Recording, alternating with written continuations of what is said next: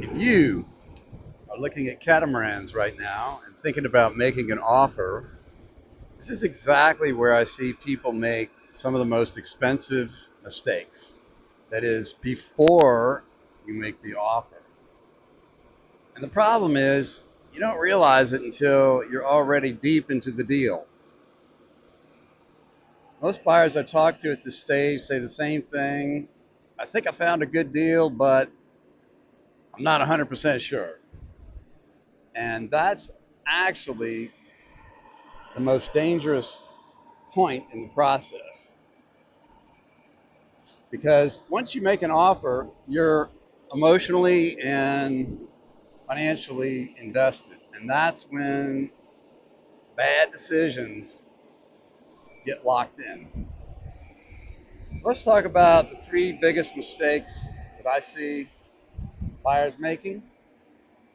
And we're going to start with one of the biggest, which is chasing the bigger, cheaper deal. In other words, buyers stretch into a bigger or older boat, also known as money pits, because it looks like more value. And that's where money pits start. Now, cats are more prone to be money pits because they have double the components that have limited useful lives. So they have double the engines, double the sail drives, double the number of opening hatches, double of almost everything. And those components get old and need to be retired. And so you have to be doubly aware of what you're getting into before you make the decision to buy. Now, speaking of money pits, this is a Lagoon 440. It's around 20 years old. This yacht could need $150,000 to repair everything that you're going to find on a survey. So you want to be aware of all that stuff before you make any offers. Some of these money pits can actually be deadly or harmful to your health. And why would I say something like that? Well, in my 37-year career doing this, I sold 2 yachts to buyers who contacted me and said, I'm really handy. I've refit 20 houses and I can do all the wiring, the plumbing, and I've worked on diesels on trucks for 20 years. And I want to fix it up. That's going to be my project. So find me something like that. And against my advice, they found something on their own. They really were set on buying it. I told them, get the best surveyor. And so they bought the boat. And in each case, they took it to a place where they could store it cheaply and started working on it. And then around 2 years later, they died. And in both cases, these happened about 10 years apart, the widows contacted me because my name was in his phone directory and along with the boat.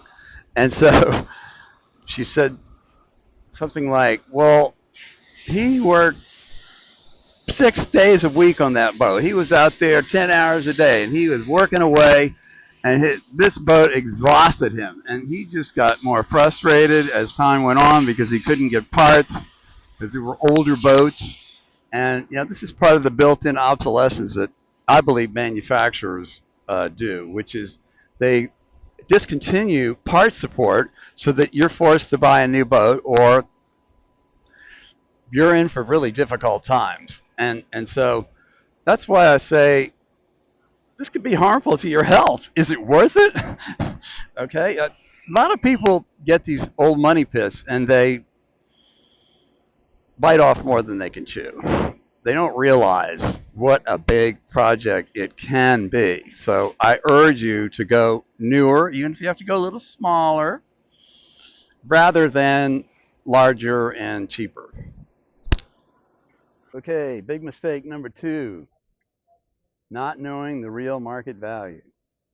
That is, some buyers are looking at asking prices okay, not actual selling prices. So they don't even know if it's a real deal.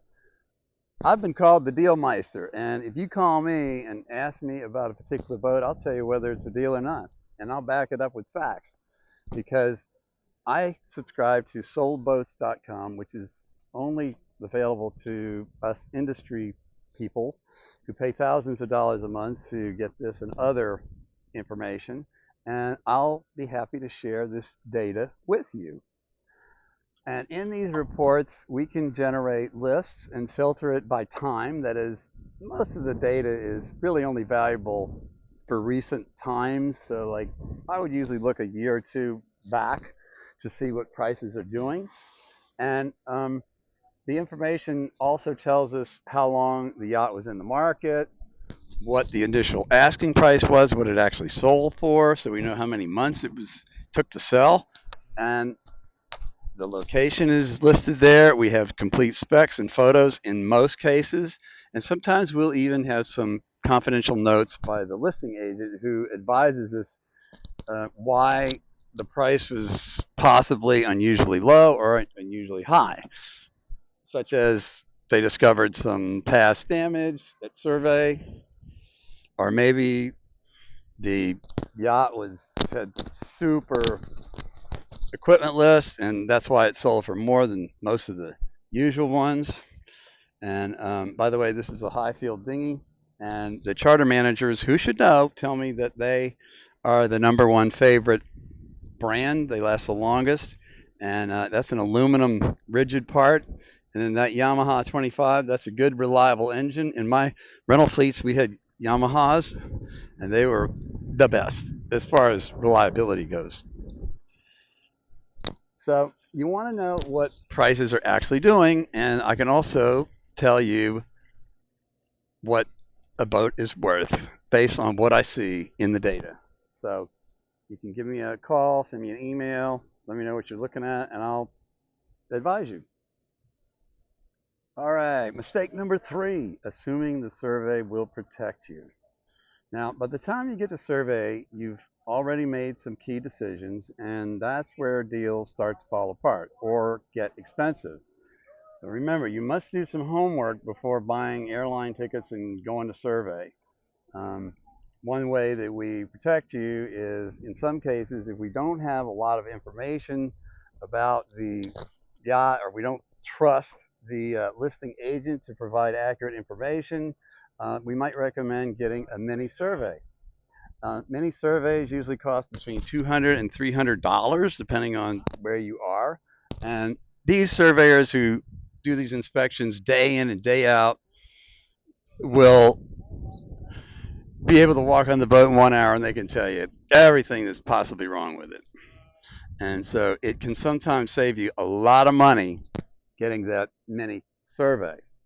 Now, I've seen this situation play out over and over, where something looked like a great deal up front, but turned into a very different situation once the process got real. And I could have saved them a lot of time, money, and frustration if they would have talked to me.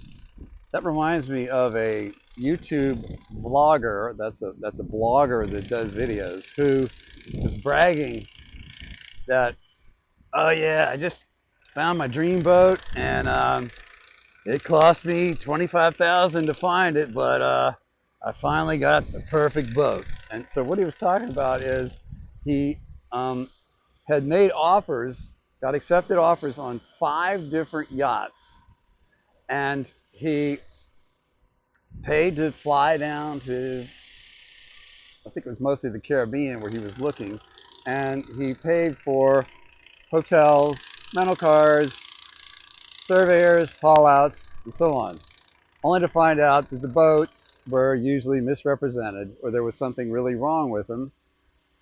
They could have all been avoided by using mini surveys, which I would have urged him to do, so that we wouldn't have run into that problem.